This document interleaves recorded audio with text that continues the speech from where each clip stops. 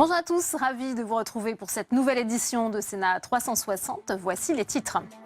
La fronde des maires contre Emmanuel Macron. Les associations d'élus locaux font front contre le chef de l'État. Après un été meurtrier, selon eux, pour les collectivités territoriales. La fin des contrats aidés ne passe pas. Le débat est à suivre. Difficile de faire campagne dans ce contexte pour les têtes de liste La République En Marche au sénatorial. Édouard Philippe, le Premier ministre, les a rencontrés pour remotiver les troupes à quelques jours du scrutin. On en parle dans cette édition. Suite de notre série consacrée au sénatorial Vue du terrain. Focus aujourd'hui sur les départements du Nord où les candidats se bousculent. Parmi eux, l'ancien ministre socialiste Patrick Kanner. Reportage dans un instant. Et je vous rappelle que vous pouvez réagir à tous nos débats sur Twitter avec le hashtag Sénat 360. Pour m'accompagner cet après-midi, Saveria Rojek en direct de la salle des conférences du Sénat. Le multiplex, c'est tout de suite.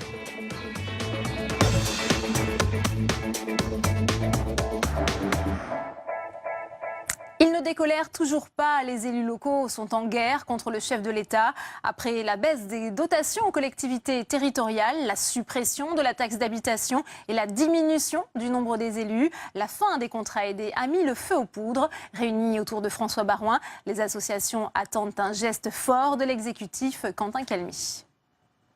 Ils sont en rang serré autour de François Baroin, président de l'Association des maires de France, des représentants des petites villes, des villages ou des grandes métropoles.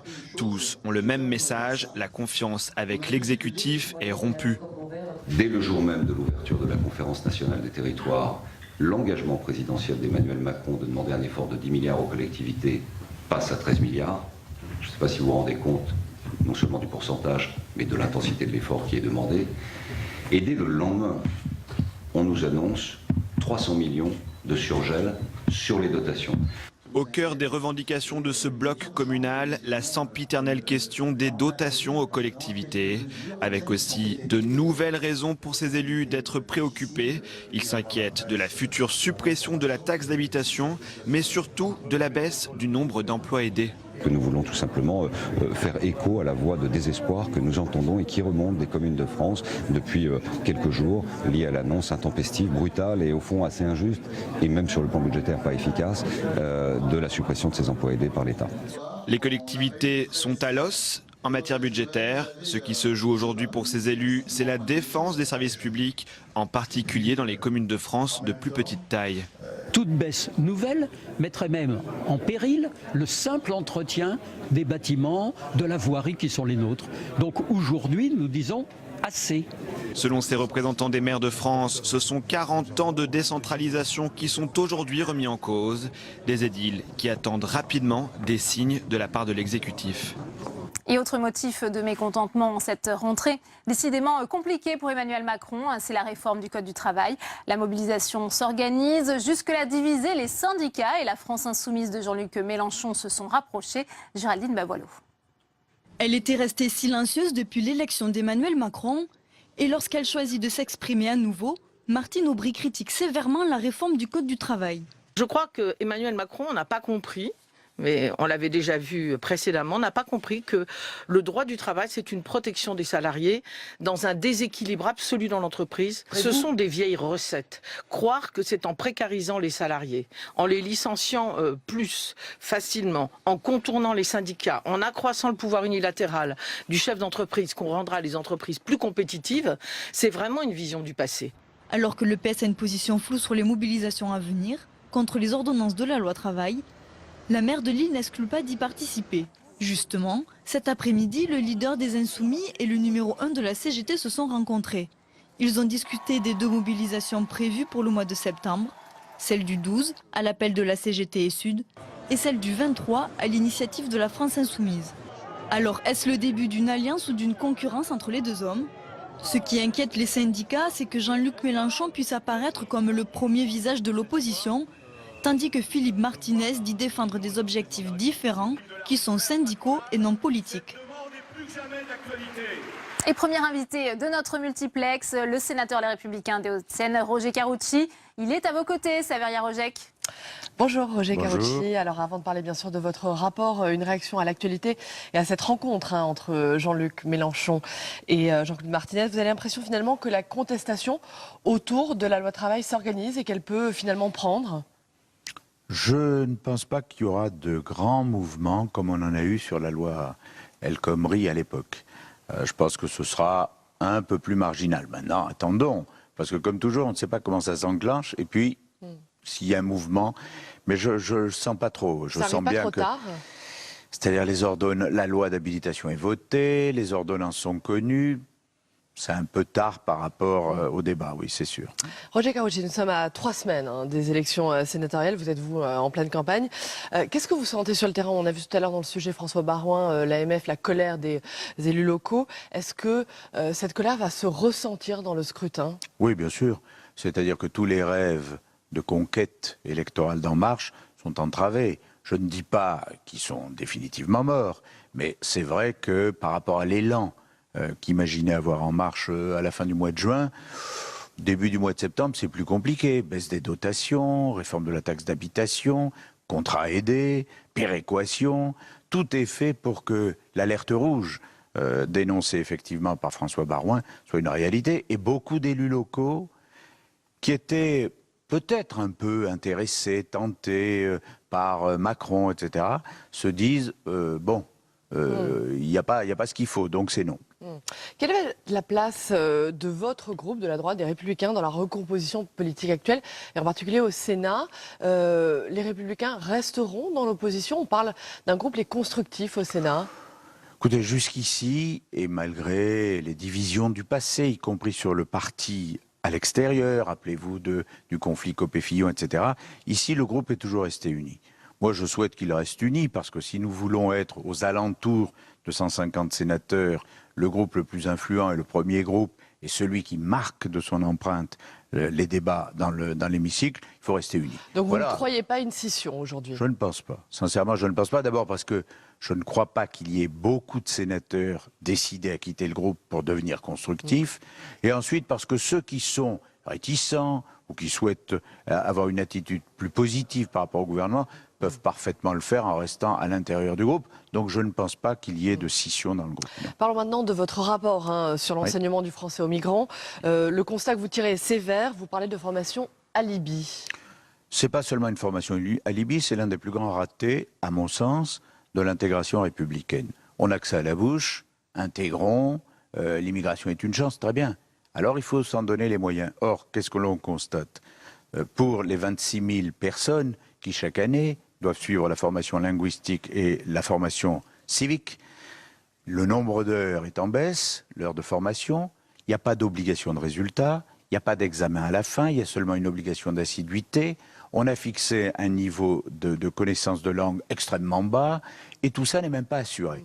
Résultat des courses, tout le monde obtient les documents officiels de la convention, du contrat d'insertion sans savoir parler le français, voilà. Mais rapidement, qu'est-ce qu'il faudrait faire? Qu'est-ce que vous préconisez dans ce rapport? Les choses sont extrêmement simples, il y a deux choses à faire. Un, faire de la formation civique lorsque les gens savent parler le français, parce que la formation civique, quand personne ne comprend ce qu'on dit, mais comment faire en sorte que les gens parlent français? Alors, pour parler français, il faut augmenter le nombre d'heures, imposer un niveau plus élevé, imposer un examen final, et ceux qui ne réussissent pas l'examen final n'ont pas leur contrat d'insertion. Très bien, merci beaucoup. Merci à vous. Merci Roger Karoutchi d'avoir répondu à nos questions. Merci.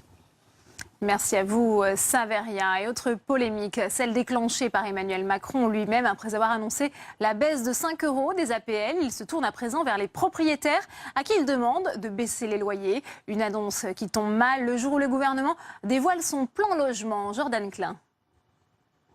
C'est une politique à la petite semaine. Voilà comment ce collectif d'associations qualifie les mesures du gouvernement en matière de logement.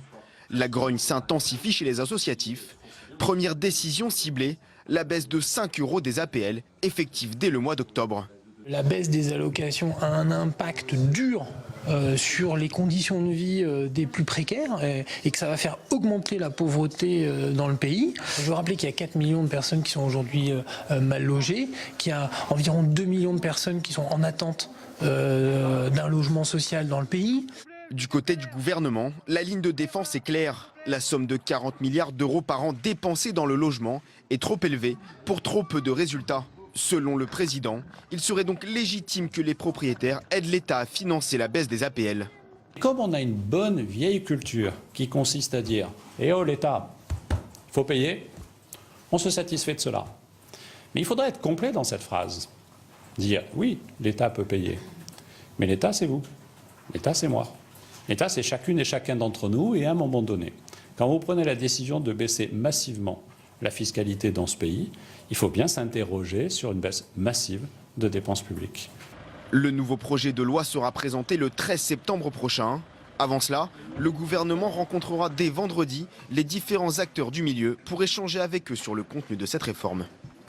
Et alors que les nuages s'accumulent au-dessus de la majorité présidentielle, difficile de faire campagne sur le terrain pour les candidats investis par La République En Marche au sénatorial, souvent en réceptacle de la colère des élus et des corps intermédiaires. Le Premier ministre les a rencontrés cet après-midi. Écoutez ces quelques réactions à la sortie recueillies par Géraldine Baboileau.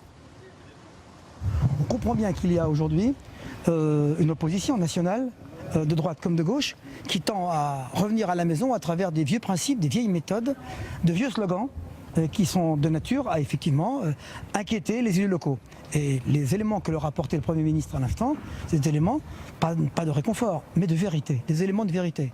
Comment aujourd'hui l'État s'engage aux côtés des collectivités, comment il va gérer la suite des assises territoriales, comment sur la taxe d'habitation les choses vont évoluer pour assurer les élèves. Comment demain, le premier budget de 2018 du gouvernement Édouard Philippe sera un budget dans lequel il n'y aura pas de baisse des dotations. Non, il a répondu surtout aux questions que nous, on se pose au contact, effectivement. Il n'y a pas de petits élus, mais des élus de terrain, des élus locaux. Et effectivement, c'est bien d'avoir les réponses en direct du Premier ministre lui-même. Alors comment se présentent les sénatoriales pour les candidats investis par La République En Marche? Tam Trani nous a rejoint sur ce plateau. Bonjour Tam, la mission s'annonce difficile, on le voit. Et oui, effectivement, le contexte a bien changé en l'espace de 2 mois. Au mois de juillet, justement, François Patriat, président du nouveau groupe, tout nouvellement créé, était très optimiste. On l'écoute. Ce que je souhaite, avec le groupe En Marche au Sénat, c'est bien entendu d'avoir le maximum possible. Je n'ai pas fait de chiffres ou d'échelle. Mais si nous doublons le groupe, c'est déjà bien par rapport à aujourd'hui. Et oui, donc doubler les effectifs, c'était là l'ambition qui était affichée. C'était d'arriver à une 60aine de sénateurs. Changement de ton hier sur une radio avec le secrétaire d'État aux relations avec le Parlement, Christophe Castaner. François Patriat, qui est le président du groupe La République En Marche à l'Assemblée, parle d'une dizaine de gains possibles de postes. Mais vous savez, l'électorat qui vote pour les élections sénatoriales, c'est un électorat qui a été choisi, élu, à un moment où La République En Marche n'existait pas. Donc nous ne pensons pas qu'il y aura un raz-de-marée en faveur de La République En Marche au Sénat. Et je ne pense pas qu'il y ait de révolution de palais au Palais du Luxembourg.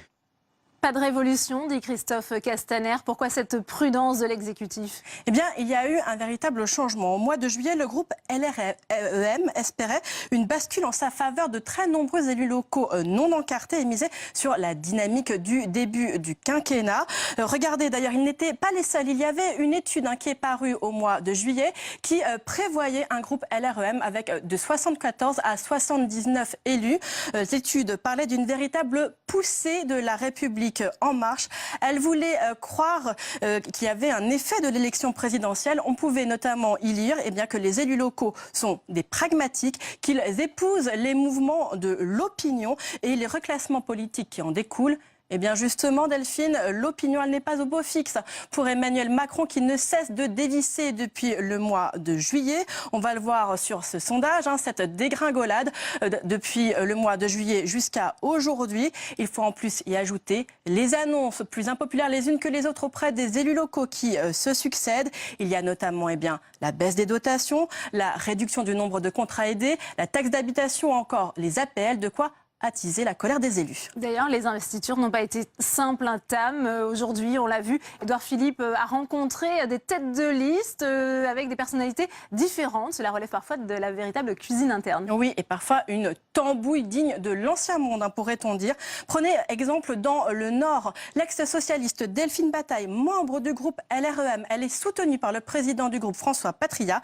Eh bien, elle a été évincée à cause de désaccords locaux et dit-on aussi à cause de bisbille entre son père, l'ancien député Christian Bataille, et l'ancien élu du Nord Jean-Paul Delevoye, aujourd'hui à la tête de la commission des investitures d'En Marche. Ouais, sinon, parmi les sénateurs actuels qui repartent au combat, on retrouve également un panachage de différents courants politiques. Oui, par exemple, l'actuelle secrétaire d'État Jacqueline Gouraud, Modem, eh bien, elle va se représenter dans son fief de Loir-et-Cher. Il y a aussi Alain Richard, ex-socialiste qui a rejoint les troupes d'En Marche qui lui se présentent dans le Val d'Oise, ou encore André Gattolin, ici lui des rangs de ELV qui se retrouve lui dans les Hauts-de-Seine. J'ai trouvé une unique sortante LR, Colette Mello, qui est tout de même sur une position éligible en Seine-et-Marne. Il faut dire qu'elle avait été évincée de la liste LR. Et cette diversité, on la retrouve dans l'ensemble des têtes de liste. Il y a 19 personnalités qui sont issues de la gauche. Il y a 4 LR, 4 Modem et enfin 9 personnalités qui sont issues de la société civile, parmi lesquelles Bernard Gurkinger. Il s'agit de l'ancien PDG de la Lyonnaise des Eaux qui se présente en Moselle. On peut également parler du candidat des Français de l'étranger. Il s'agit de l'ancien directeur de la communication de Capgemini. Il s'agit de Philippe Grandjean, vous le voyez. Merci beaucoup, Tam, pour toutes ces précisions. On va continuer les réactions politiques au sénatorial avec vous. Saveria Rojek, toujours en direct de la salle des conférences. Bonjour Fabienne Keller. Bonjour. On vient de le voir, pas de raz-de-marée en marche visiblement pour ces sénatoriales. Vous êtes donc rassurés, les Républicains vont rester la première force politique du Sénat? Oui, les annonces d'Emmanuel Macron s'agissant des collectivités ont vraiment inquiété, notamment ici au Sénat le 17 juillet. Quand il dit que les moyens vont baisser pour les mairies, les intercos, et puis surtout que le nombre d'élus doit être diminué. Donc ce message a été reçu très durement sur le terrain. Et ça va se ressentir dans le scrutin? Oh oui, très vraisemblablement. Cette vision un peu jacobine inquiète, je crois qu'il faut vraiment faire confiance aux élus de terrain, et c'est peut-être la parole particulière du Sénat qui représente les territoires. Fabienne Keller, vous tentez en ce moment de créer un groupe, les Constructifs au Sénat, les Constructifs qui sont en ce moment réunis à Trouville. Dans un premier temps, vous avez parlé d'une vingtaine de sénateurs. Finalement, ce n'est pas si facile que ça. Combien de sénateurs pensez-vous réunir ? Est-ce qu'un groupe va être créé? En fait, nous nous sommes retrouvés après les présidentielles tout simplement pour échanger en plus petits groupes, ceux qui avaient accompagné notamment Alain Juppé. Ça nous a permis d'échanger, d'analyser ensemble ce terrible échec qui a été le nôtre collectivement au moment des présidentielles, puis des législatives, et de partager sur nos idées aussi. Donc nous avons envisagé de poursuivre cette démarche commune, sous forme d'une amicale tout de suite, et peut-être d'un groupe. C'est ce que nous validons maintenant en cette rentrée. Mais ce n'est pas si évident que ça? C'est en discussion. Vous ne donnez pas de chiffres, donc... Au Sénat, chacun aime avoir sa liberté de parole, s'engager à un moment difficile pour les Républicains. Certains trouvent qu'il faut rester solidaire, d'autres que c'est important de marquer une autre sensibilité plus européenne, plus humaniste. Ça correspond aux idées que nous partageons. Mais en tout cas, nous souhaitons faire entendre notre voix et nos convictions, notre volonté aussi quelque part de soutenir ce gouvernement pour qu'il réussisse sur l'éducation, sur l'Europe, sur les économies budgétaires nécessaires, mais aussi, ça c'est la vigilance, qu'il reste plus attentif aux collectivités. Thierry Solaire a invoqué dimanche pour la première fois la création d'un nouveau parti. Est-ce que c'est vraiment ce vers quoi on se dirige? D'autant plus si Laurent Wauquiez prend la tête des Républicains. Alors un parti, ça doit s'appuyer sur des fondations, c'est-à-dire des convictions. C'est en discussion. Est-ce que nous arriverons, ce qui était le projet initial, à faire vivre nos idées au sein des Républicains? Rappelez-vous, les Républicains, ça devait rassembler des sensibilités différentes. Ou est-ce que le choix d'un président dont on connaît les opinions, qu'il revendique d'ailleurs très à droite, Laurent Wauquiez l'a redit ce week-end, permettra à ces sensibilités de s'exprimer? Ce n'est pas sûr. Donc c'est le débat notamment pour le groupe des députés aujourd'hui et demain. Mais est-ce que selon vous, il faut désormais clarifier la ligne politique des Républicains? Je crois qu'il faut que nous l'affirmions, notre volonté d'être clairement européen, d'être clairement attentif à chaque citoyen. À cet égard, la politique, par exemple, de l'éducation du gouvernement, portée par Édouard Philippe et Jean-Michel Blanquer, nous va tout à fait. Il faut pouvoir l'affirmer, le porter et être respecté. C'est l'enjeu de ce débat sur la création d'un mouvement. Mais vous resterez au sein des Républicains, même si Laurent Wauquiez en prend la tête? Non, rien n'est décidé à ce stade. Et cette compatibilité ne semble pas certaine, mais c'est en discussion. Pour ma part, je me suis toujours battue au sein des Républicains pour que l'ensemble des sensibilités soient reconnues. C'est plus difficile depuis quelques années quand les centristes, pour la plupart, sont partis avec l'UDI. C'est particulièrement difficile depuis cette présidentielle. Très bien, merci beaucoup. Merci Fabienne Keller d'avoir répondu à nos questions. Merci. Merci à vous, Savérien. On en vient maintenant à la campagne pour les élections sénatoriales vues du terrain. Direction le département du Nord où les candidats se bousculent dans un paysage politique en pleine recomposition. Les listes se multiplient à droite comme à gauche. Cécile Sixou. Un slogan ambulant. Pour sillonner le Nord, Patrick Kanner a mis les moyens. Avec son minibus, l'ancien ministre se rend aujourd'hui dans une entreprise qui fabrique des bâches. Patrick Kanner, ancien ministre et peut-être sénateur le 24 septembre.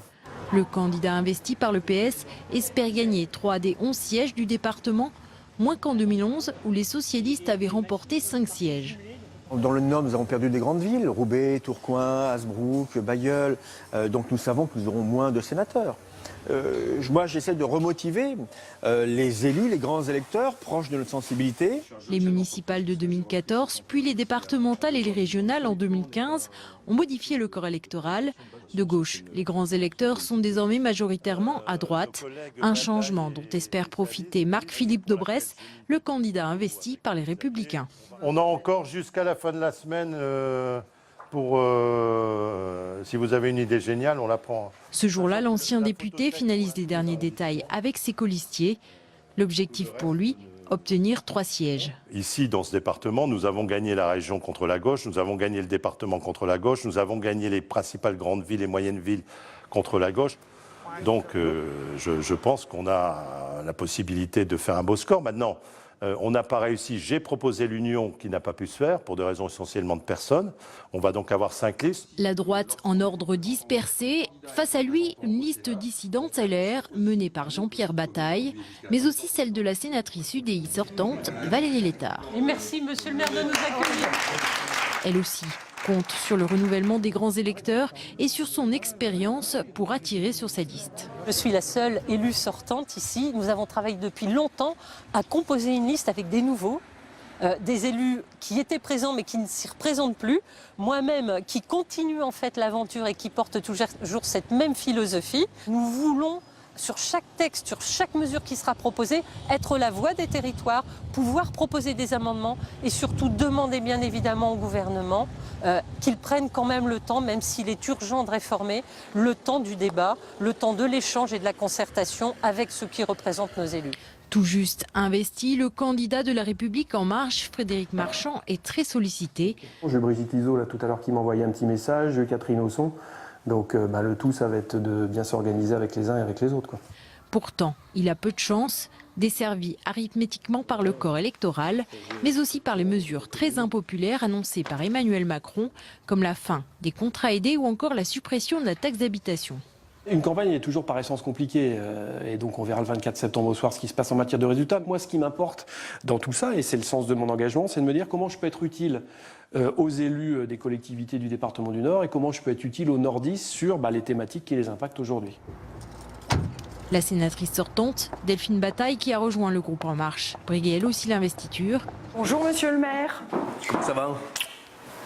Mais écartée à cause de désaccords locaux, elle a finalement décidé d'y aller seule. Je suis membre du groupe La République En Marche au Sénat qui a été constitué lors de la session extraordinaire et j'y resterai bien entendu si je devais être réélue. Je suis dans une position de soutien à l'action du président de la République parce que je veux que l'exécutif réussisse son quinquennat. Néanmoins, je conserve de ce fait la liberté de défendre les besoins des collectivités et des élus locaux. Le sénateur communiste sortant, Éric Bocquet, a choisi un cadre bucolique pour la photo de famille. Il peut intégrer les fleurs, ça va être magnifique. Mais nous, quelques fleurs... L'enjeu pour lui, conserver les 2 sièges du groupe, même si le contexte a changé. Notre base arithmétique théorique, le point de départ, c'est un peu rétréci. de manière très réaliste.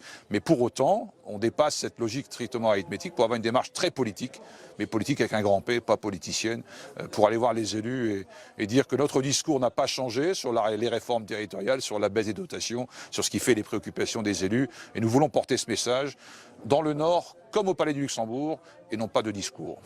Au total, pour ces élections sénatoriales, il devrait y avoir dans le Nord 11 listes.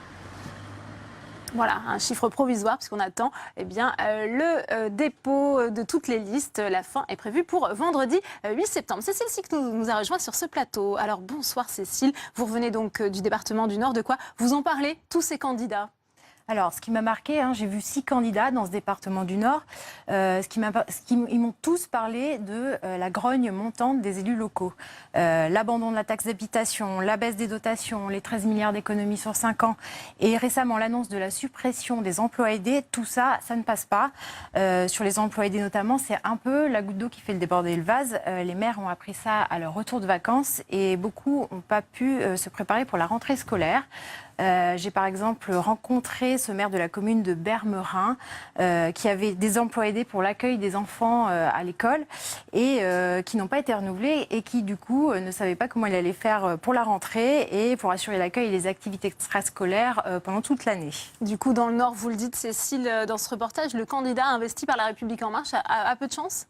Oui, à cause de cette grogne, tous disent qu'il n'y aura pas de raz-de-marée au Sénat comme ça a été le cas à l'Assemblée nationale. Patrick Kanner a eu cette formule, il ne suffira pas de mettre la tête du président de la République pour pouvoir être élu cette fois-ci. Quant à Éric Bocquet, il parle carrément d'un effet anti-Macron dans le département. Le gouvernement semble d'ailleurs en avoir pris conscience avec Christophe Castaner qui a annoncé hier qu'il n'y aura pas de baisse de dotation en 2018. Sur quoi va donc se jouer cette campagne pour les sénatoriales dans le Nord ? Alors du coup aujourd'hui tout se joue sur la défense des communes et des collectivités. Rien qu'à voir le nom des listes, c'est République et Territoire, les élus locaux s'engagent, la voix des communes et des territoires. Tous ont choisi de faire campagne sur ce thème-là. Après, aucun ne m'a parlé d'une opposition frontale au gouvernement. S'ils sont élus, ils voteront les lois au cas par cas.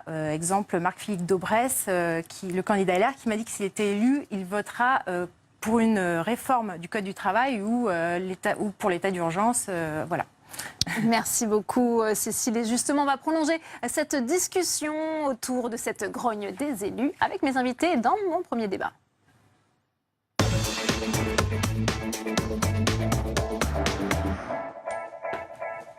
Et j'ai le plaisir d'accueillir sur ce plateau Caroline Cayeux. Bonsoir, bonjour. Vous êtes sénatrice LR de l'Oise, présidente de l'association Ville de France. Également avec nous sur ce plateau, Noëlle Rossan. Bonsoir. Bonjour. Vous êtes sénatrice La République En Marche de Lyon. Merci d'être avec nous. Philippe Laurent est également sur ce plateau. Bonsoir. Vous êtes le maire UDI de Sceaux, secrétaire général de l'Association des maires de France. Et enfin, Vannick Berberian. Bonsoir. Vous êtes le président des maires ruraux de France. Caroline Cayeux, première question pour vous. Que s'est-il passé depuis le 17 juillet, date à laquelle il y avait cette grande conférence des territoires ici au Sénat, orchestrée par Emmanuel Macron. Et le Premier ministre, on avait l'impression que le chef de l'État s'était montré au chevet ou pour le moins attentif aux élus locaux.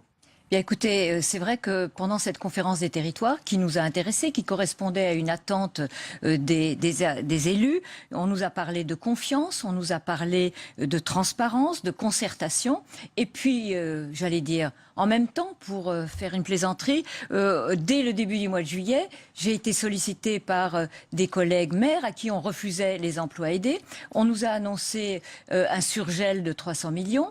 On nous a annoncé une augmentation de 10 à 13 milliards d'économies. Donc, il est évident que c'est un rendez-vous manqué avec le président de la République. Et c'est, je dirais, une énorme déception et évidemment une colère des élus locaux sur le terrain. Oui.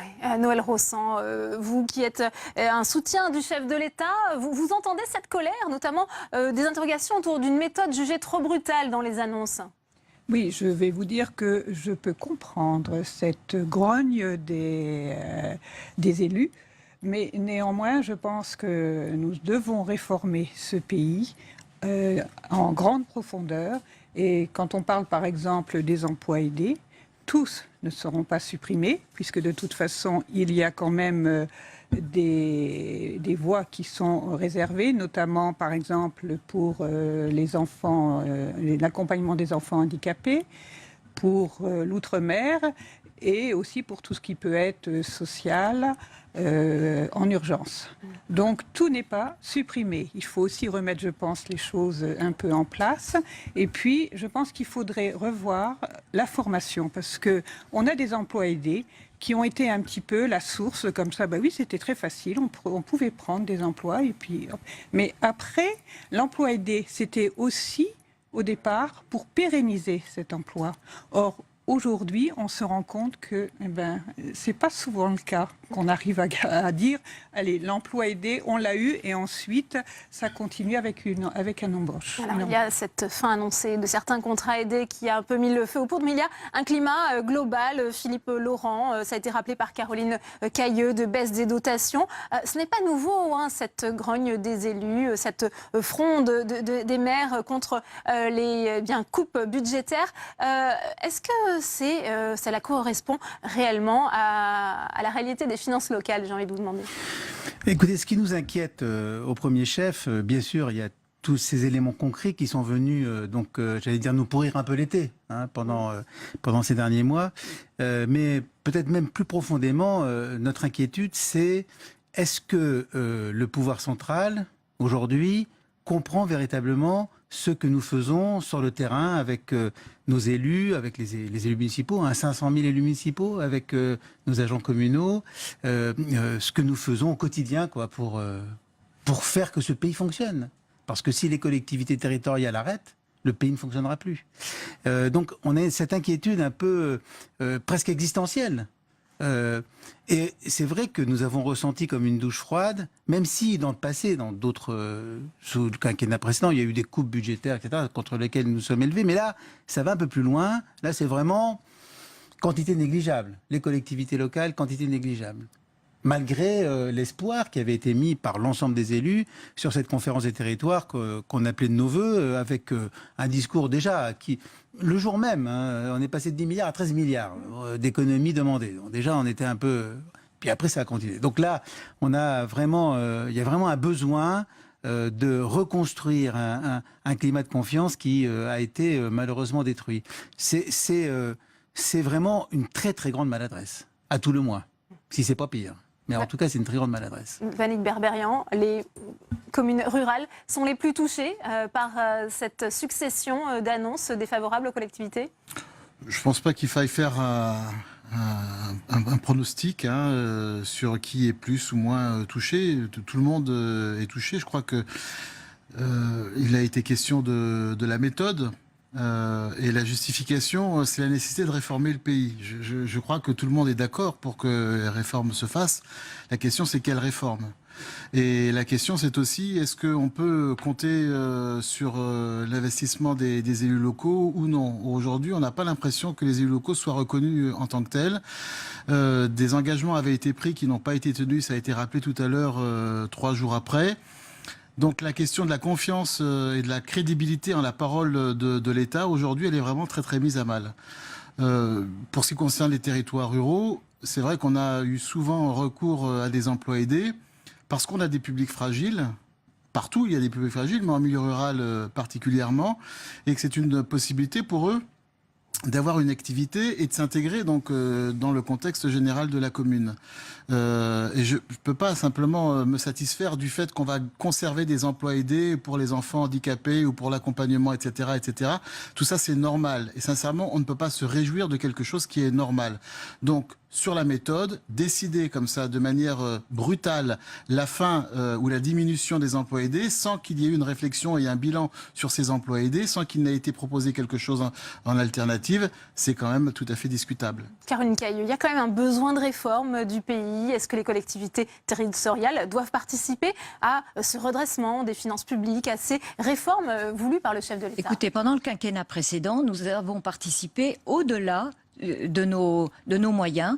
Ce matin, pendant la conférence, beaucoup d'élus ont dit que nous étions à l'os. Moi, demain, avec des baisses qui continuent, je ne sais pas comment je pourrais continuer à boucler mon budget. D'autre part, les investissements vont être mis à mal. Il n'y a plus de marge de manœuvre dans les communes. Il n'y a plus de marge de manœuvre. Et pour revenir sur les emplois aidés, je trouve que c'est doublement grave. C'est grave de la brutalité, mais c'est grave aussi pour ces femmes et ces hommes qui aident qui aident et qui viennent dans nos mairies pour se remettre le pied à l'étrier, pour avoir ici ou là des petites responsabilités. Et donc, ça va être très difficile pour nous. Et donc, à Ville-de-France, nous demandons un moratoire sur cette décision pour nous donner le temps, dans la préparation de nos budgets, de voir au cas par cas quels sont les emplois que nous allons pas reconduire ou quels sont ceux, évidemment, que nous allons titulariser. Je sais bien que l'emploi aidé est une spécificité, enfin, ce n'est pas un emploi pérenne, mais souvent, il ouvre la porte Leur aux efficacité est emplois contestée, pérennes. malgré tout. Non, moi, je dirais pas ça. Je dirais que c'est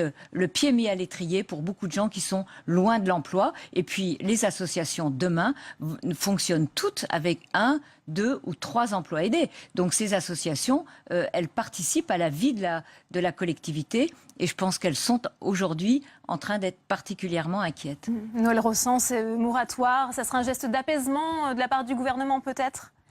Je pense que les contrats aidés, oui, ont été utiles, mais je pense qu'il faut mieux aujourd'hui orienter vers une formation. Parce que c'est comme ça qu'on arrivera à avoir des emplois plus précis et beaucoup moins d'emplois qui sont des emplois, on peut dire, un peu précaires. Vous êtes un emploi aidé, vous l'êtes pendant 2 ans, 1 an, 2 ans, et puis après, hop, on vous dit quelquefois, eh ben merci parce qu'on n'avons plus d'aide. Pas Donc, forcément. oui, mais c'est quelquefois comme ça. Moi, c'est pour ça que je trouve que de toute façon, la pérennité de ces emplois, c'était vraiment à l'origine, c'était de toute façon ce qui était, la création avait été faite pour justement arriver à pérenniser ces emplois et que c'était très important. Voilà.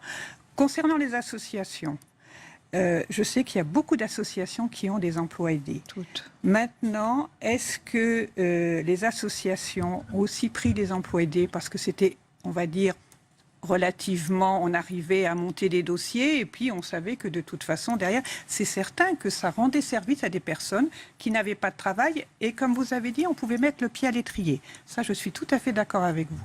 Malheureusement, ces emplois, ils ont quelquefois détruit un peu le bénévolat qui existait dans les associations et qui se trouve aujourd'hui, il n'y en a plus. Et ça crée un déséquilibre et c'est ça qui est vraiment, je trouve, très dommage. Philippe Laurent, je voudrais que vous m'éclairiez sur un point, parce qu'il y a cet observatoire des finances locales qui a publié son rapport hier, et visiblement, à première lecture, les finances des collectivités territoriales s'améliorent, elles sont en voie de convalescence. Alors, quelle est la réalité de la situation ? Non, les finances ne s'améliorent pas. C'est un peu une situation en trompe-l'œil, si vous voulez. D'abord, ce qui s'est passé, c'est que lorsque l'État a décidé de diminuer de manière très forte les dotations, qui, je le rappelle, sont en réalité des compensations d'anciens impôts supprimés, mais depuis longtemps. Hein. D'ailleurs, c'est ça aussi la source de notre inquiétude sur la taxe d'habitation. On nous dit que ça va être compensé, mais enfin, on voit bien à l'expérience que ça ne fonctionne pas. La compensation n'est jamais totale et de toute façon, elle diminue au fil du temps. Bon. Donc, lorsque le gouvernement précédent a décidé cela, les collectivités locales, qu'ont-elles fait ? D'abord, elles ont évidemment travaillé sur les économies possibles, mais elles y travaillaient déjà. Il ne faut pas penser que les collectivités locales, quelles qu'elles soient, petites, grandes, etc., dépensent n'importe comment. Enfin, tout de même, c'est quand même injurieux de penser ça de la part pour l'ensemble des maires, des présidents de conseils départementaux et régionaux. Alors, donc, on a d'abord...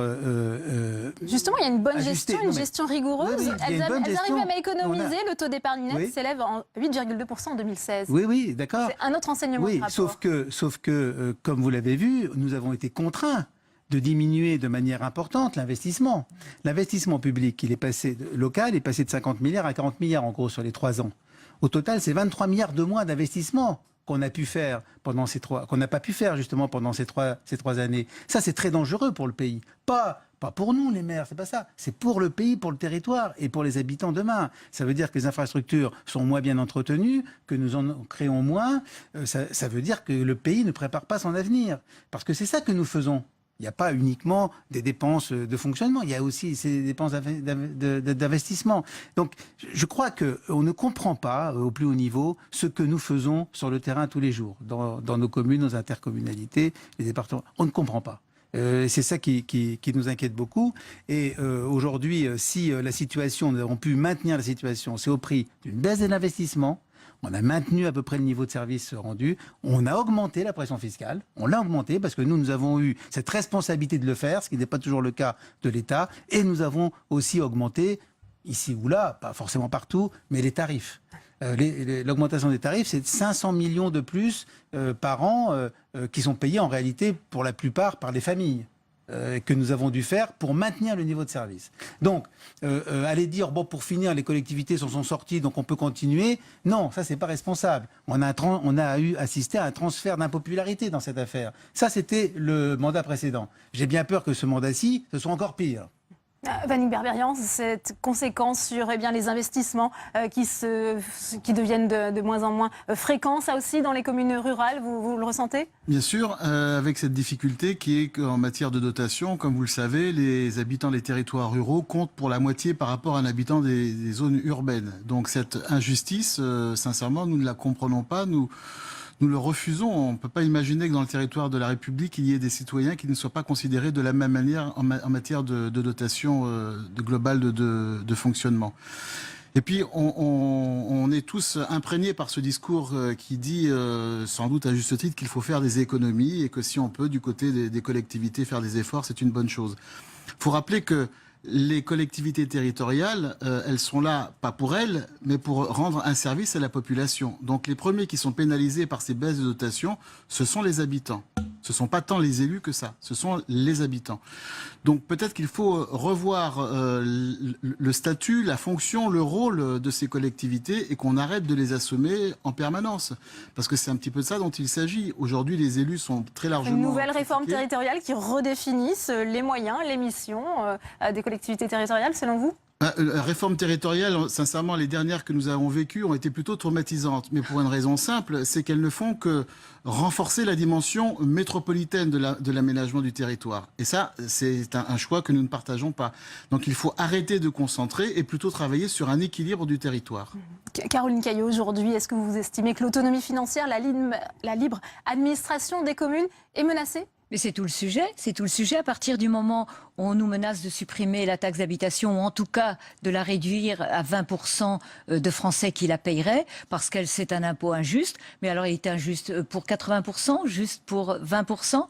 Non, moi, je crois que c'est vrai qu'on a l'impression que finalement, là-haut, au gouvernement, ils ont envie de diminuer le pouvoir des élus locaux, diminuer le pouvoir des maires et leur enlever leur autonomie. Parce que c'est vrai qu'il y a un moment où, évidemment, si nous n'avons plus aucune ressource et que cette taxe d'habitation, qui est un impôt local, soit transférée au niveau national, oui, c'est une véritable privation des ressources fiscales. À Beauvais, par exemple, si on applique cette mesure, c'est 35% des recettes fiscales de la ville. C'est le budget des ressources humaines. C'est un autre budget des cantines municipales. Donc oui, comme dit Philippe Laurent, ce sont évidemment des charges supplémentaires pour la commune et on aura beau jeu de dire que les communes investissent, qu'elles dépensent de l'argent, qu'elles gaspillent, etc. Non, on n'a pas le choix. On récupère des charges et on nous prive de dotation. Puis j'ajouterai une dernière chose qui est importante, c'est que les investissements dont ont parlé mes collègues qui n'existent plus, ce sont des emplois en moins. Oui. Quand on parle de 150 000 € pour un emploi gardé ou un emploi sauvegardé, eh bien c'est là où le bas blesse aussi. C'est que moi j'ai été obligée de dire je ne ferai pas tel ou tel investissement parce que je n'en ai plus les moyens.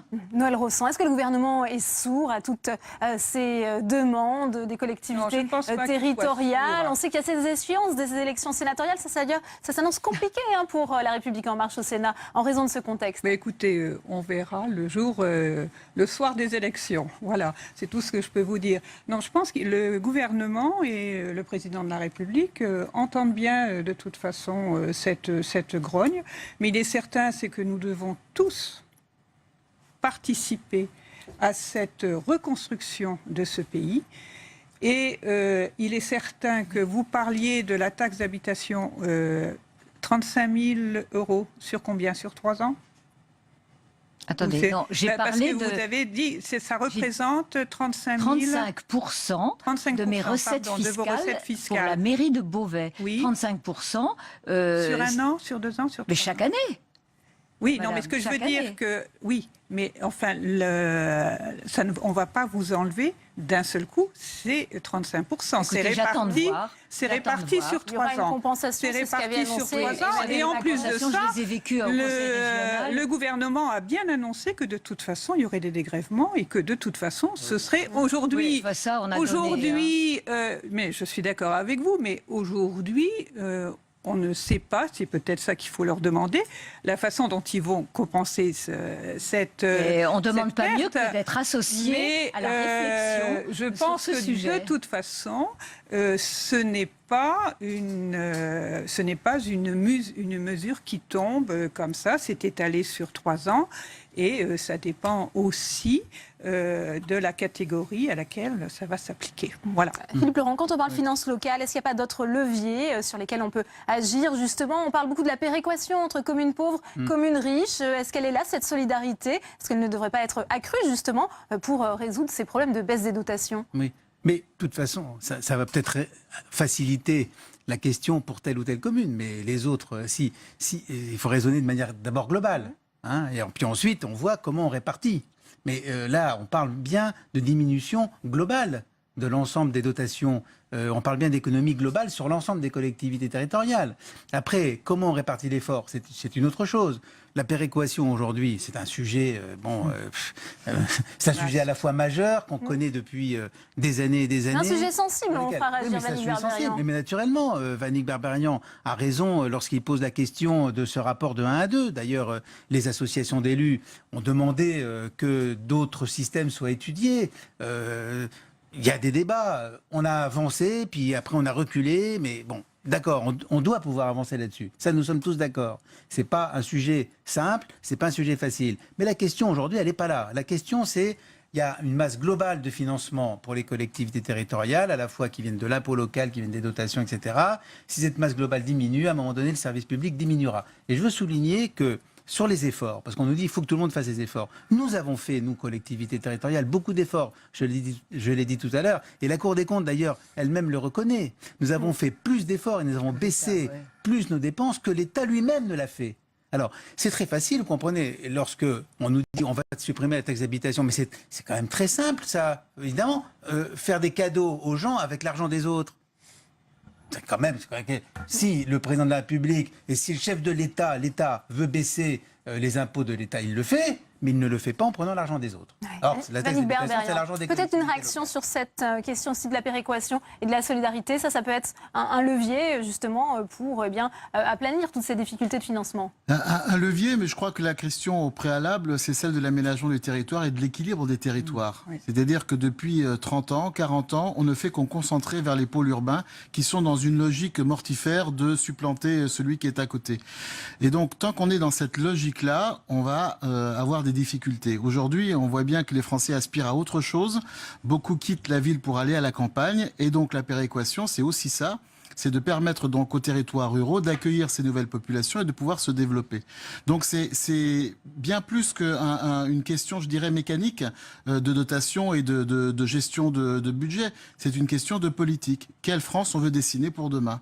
Est-ce qu'on veut continuer à concentrer les humains, les moyens, les pouvoirs vers les pôles urbains, ou est-ce qu'on raisonne dans un périmètre différent? Et aujourd'hui, c'est ça que l'on attend. Et c'est vrai, ça a été dit tout à l'heure, cette conférence nationale des territoires a porté un espoir, même si par habitude, on est un peu réservé sur ce type de propositions, mais on a joué le jeu. Et puis malheureusement, le pari n'a pas été tenu. Donc si on veut que le climat change, parce que la politique c'est aussi une affaire de climat, il faut qu'il y ait une véritable considération des élus. Sincèrement, je crois qu'aujourd'hui on arrive à un point où les collègues, particulièrement dans les territoires ruraux, sont usés. Peut-être le mot de la fin pour vous, Noël Rossan, c'est parce qu'Emmanuel Macron n'a jamais été lui-même un élu local, qu'il a une vision très centralisatrice, très jacobine de la France, de l'État? Je pense que de toute façon, vous venez parler d'aménagement du territoire. C'est sûr qu'il faut revoir cette situation.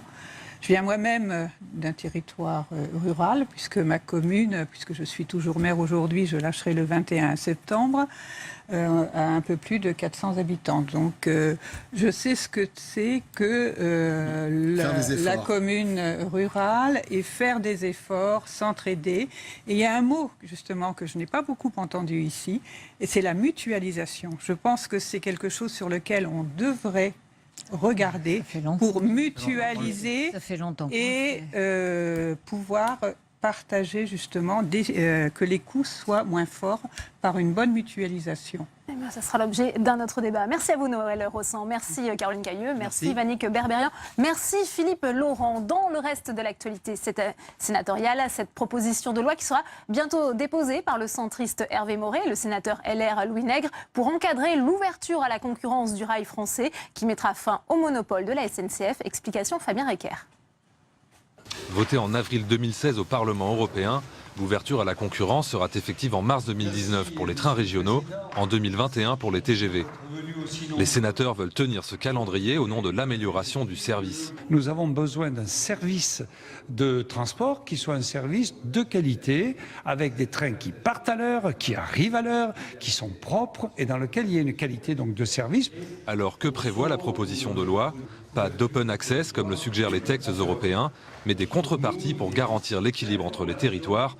En clair, en l'échange de l'exploitation exclusive d'une ligne à grande vitesse, l'opérateur privé devra prendre en charge une ligne non rentable. Nous souhaitons que l'État qui est c'est l'État, qui est autorité organisatrice de transport, définisse des lots dans lesquels il y ait des lignes rentables et des lignes moins rentables pour faire un paquet global qui permette d'obtenir à la fois, parce qu'il y a une ouverture à la concurrence, un meilleur service, mais en même temps de pouvoir continuer à desservir des zones éloignées des axes principaux.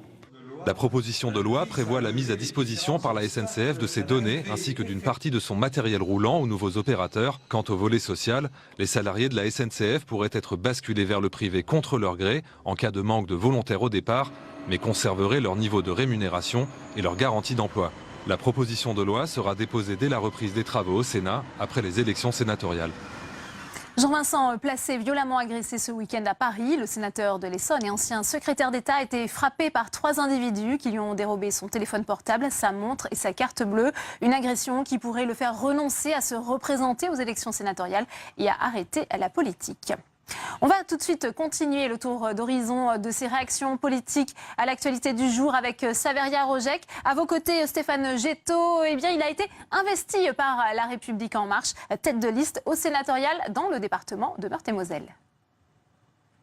Bonjour Stéphane Getto. Bonjour. Vous êtes donc tête de liste En Marche en Meurthe-et-Moselle. Vous venez d'assister à cette réunion avec Édouard Philippe, le Premier ministre au QG de La République En Marche. Que vous a dit le Premier ministre lors de cette réunion ? Le Premier ministre nous a déjà apporté son soutien et puis il a fait preuve de pédagogie sur l'action du gouvernement, en faveur des collectivités locales. Il est notamment revenu sur toute la méthodologie qui avait été présentée par le président de la République le 17 juillet dernier lors de la conférence nationale des territoires. Voilà. L'objectif, c'était bien de remettre en perspective l'ensemble des mesures qui sont en faveur des collectivités locales de notre pays. Alors vous êtes justement en ce moment en pleine campagne, vous êtes sur le terrain. Comment vous sentez justement cette campagne ? Est-ce que vous ressentez justement cette grogne des élus locaux vis-à-vis de la baisse des dotations aux collectivités, vis-à-vis de la fin des contrats aidés En fait, c'est une campagne difficile ? Non, ils veulent surtout, c'est normal, des explications, parce qu'ils entendent parler de beaucoup de choses. Donc c'est à nous aussi de faire preuve de pédagogie, encore une fois, d'expliquer que non, effectivement, vous parlez du gel de dotation, mais en fait, ces 300 millions, ils n'ont été pris à personne, parce qu'ils avaient été donnés à personne. Voilà, c'est des gels assez traditionnels. Donc on leur explique, ils le comprennent, ce sont des gens responsables. Ce sont néanmoins des crédits que les régions, les départements n'auront pas.